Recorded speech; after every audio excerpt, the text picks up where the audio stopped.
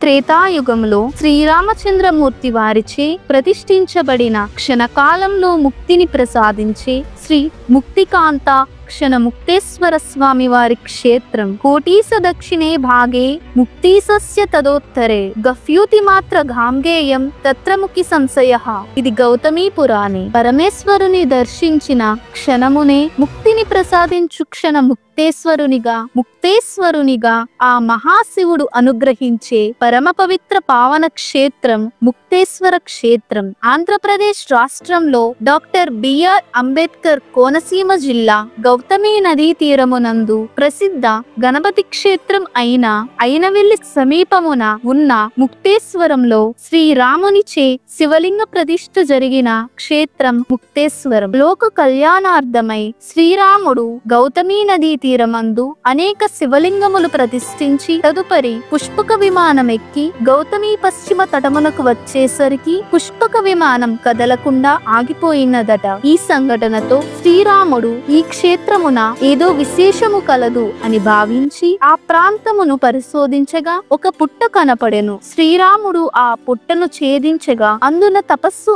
ఆచరించుచున్న స్త్రీమూర్తి కనిపించినది. ఆమెను నీవెవరవు అని అడగగా ఆమె తన వృత్తాంతమును ఈ విధముగా వివరించినది. ఉత్కల దేశమందు పుండ్రకము అనే పేరు గల నగరములో సోమశర్మ అనే ముని ఉండేను. అతని కుమారుడు పేరు జయభద్రుడు. తాను ఆ జయభద్రుని భార్యను అని తన పేరు శ్రమణి అని ఆమె శ్రీరామునికి తెలిపెను. శ్రమణి యొక్క రూపమును చూసిన ఒక గంధర్వుడు ఆమె భర్త స్నానార్థమై వెళ్లిన తరువాత ఆమె భర్త వలె మారు రూపంలో ఆమె వద్దకు వచ్చెను. అంతలో జయభద్రుడు వచ్చి తన రూపంతో మారువేషంలో వచ్చిన గంధర్వుని భస్మం చేసెను. కృతాంజలిగానున్న శ్రమణిని చూసి నీవు చండాలపు స్త్రీగా అగుమని శపించెను. పాపగ్రస్తురాలైన శ్రమణి తమ మామగారి వద్దకు వెళ్లి మొరపెట్టుకొనగా దివ్య దృష్టితో జరిగినది తెలుసుకుని గౌతమి నదిలో స్నానమాత్రముచే పాప పరిహారం అగును శివశివ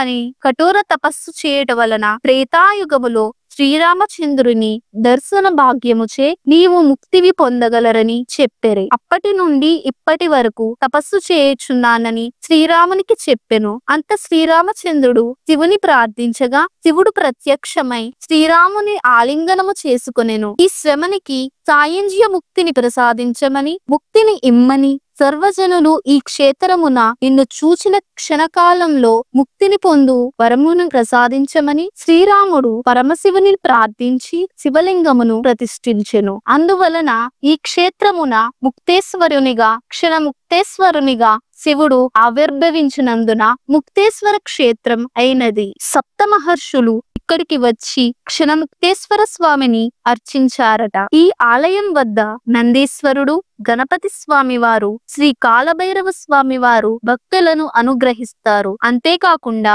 ఈ ఆలయ ప్రాంగణంలోని శ్రీదేవి భూదేవి సమేత శ్రీ కేశవ స్వామి వారి ఆలయం కూడా ఉంటుంది. శ్రీ కేశవ స్వామి వారి ఆలయంలో శ్రీ మహాలక్ష్మి అమ్మవారు కొలువై భక్తులకు సిరి సంపదలు అందిస్తుంటారు. ఇక్కడ శ్రావణ, ఆశ్వీయుజ, కార్తీక మాసాలలో మరియు మహాశివరాత్రి నాడు విశేషంగా పూజలు, అభిషేకాలు, మహోత్సవాలు అత్యంత భక్తి శ్రద్ధలతో జరుగుతాయి. శ్రీ ముక్తికాంతాక్షణ ముక్తేశ్వర స్వామి వారి ఆలయమునకు ఎదురుగా శ్రీ రాజరాజేశ్వరి సమేత శ్రీ ముక్తేశ్వర స్వామి వారి ఆలయం ఉంటుంది.